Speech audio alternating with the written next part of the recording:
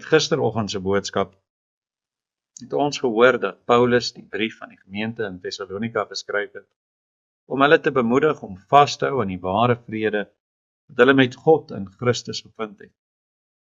Vanoggend begin ons gesels oor die dinge wat Paulus vir hulle gesê het om te doen, om op te fokus, juis sodat hulle dit sal regkry. Goeiemôre, ek is Vryling van Rooyen, predikant van AP Kerk Potgietersrus, en is my voorreg om vanoggend met u te kan gesels oor ware blydskap. U kan gerus 1 Tessalonisense 5 vers 12 tot 28 lees, en ons gesels spesifiek oor vers 16. Wees altyddeur bly. 'n Persoon se blydskap word grootendeels bepaal deur dit wat hy of sy voel en ervaar. Met ander woorde, mense blydskap word bepaal deur jou omstandighede, wat met jou gebeur of wat nie met jou gebeur nie. Wat jy het of wat jy nie het nie. As goeie dinge met jou gebeur, is jy bly, maar net soos die teendeel ook waar. Hoe meer die teëspoed, hoe minder die blydskap. Nou, soos ons reeds gesê het, is die lidmate van die gemeente in Thessalonika se omstandighede glad nie ideaal gewees. Dit is moeilik om blydskap te vind as jy deur die samelewing verwerp word, deur die gemeenskap van alles wat verkeerd van beskuldig word, en deur jou bure bespot en vervolg word. En daarom kan mens wonder waarom beklemtoon Paulus dan so hard dat hulle altyd deur moet bly wees as dit so moeilik was om 'n rede vir blydskap te vind. Paulus het nie verwys na aardse blydskap. Dit wat ons in wêreldse gebeure vind. Dis dit grootendeels in elk geval net oppervlakkig, tydelik van aard.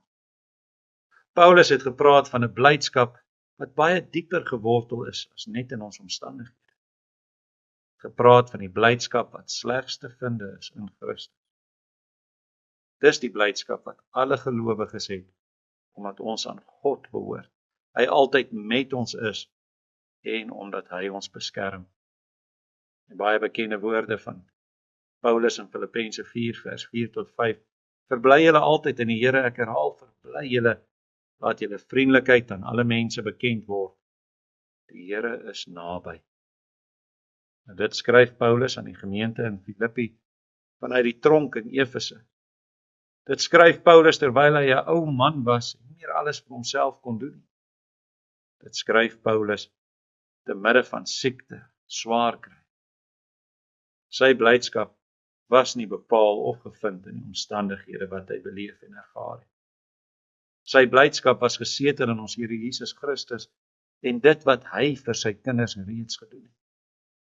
Al is my omstandighede sleg, al gaan dit nie goed met my, kan ek steeds en altyd bly wees in my Here.